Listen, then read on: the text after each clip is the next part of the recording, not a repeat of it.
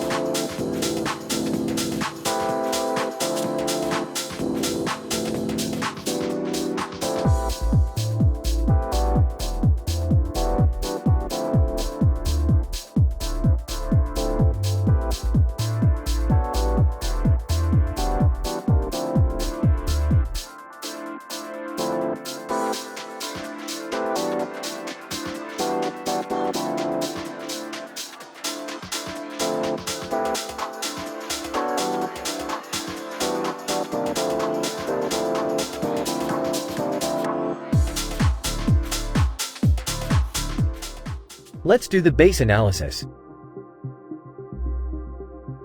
The main thing you'll see is that the town hall is placed at the center and guarded well. It holds some resources and is valuable for 1 star. This is a basic rule to remember when designing a hybrid base. One great feature of this base is how many number of compartments it has.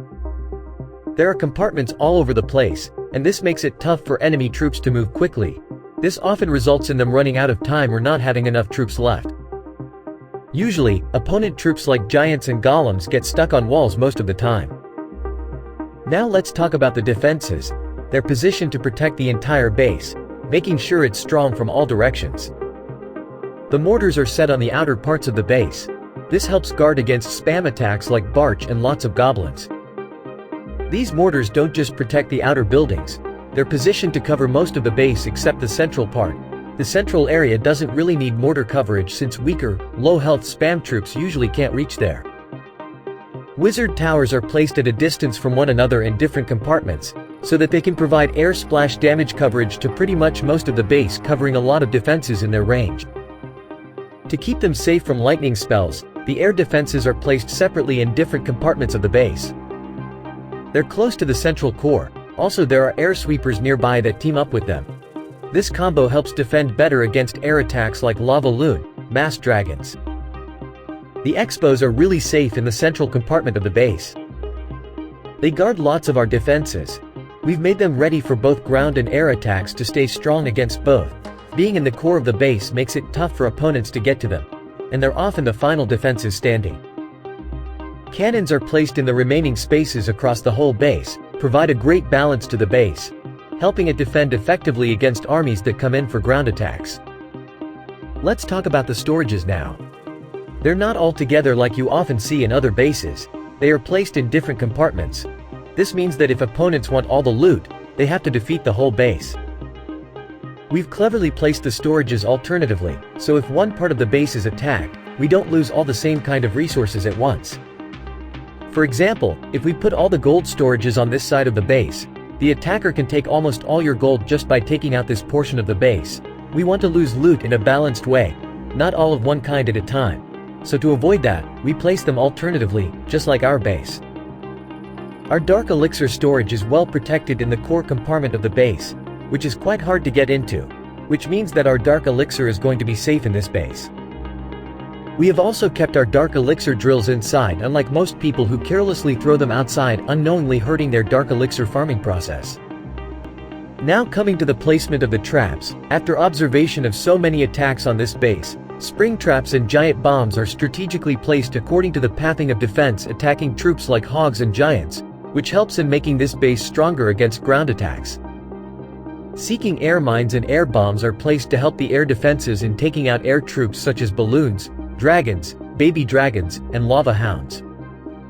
We have placed those bombs out there so that they can take out the wall breakers, which can potentially ruin attackers' funnel, as the troops wouldn't be able to go inside the base and they'll end up going for the outer trash buildings, which will end up ruining the attack.